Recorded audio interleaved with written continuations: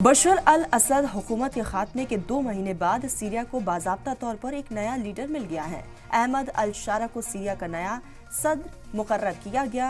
इक़्तिदार की रफ्तार में ये बदलाव असद इक़्तिदार को उखाड़ फेंकने वाले ऑपरेशन की क़यादत करने के 2 महीने से भी कम वक्त में आया है।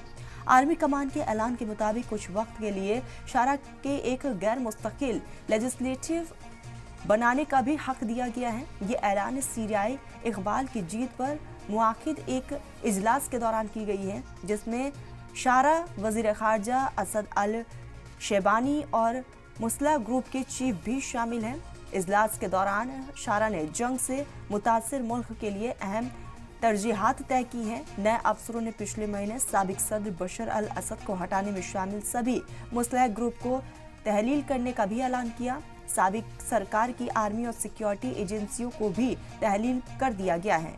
एक न्यूज एजेंसी ने आर्मी अफसर हसन अब्दुल गनी के हवाले से कहा कि सभी आर्मी ग्रुप को तहलील कर दिया गया है।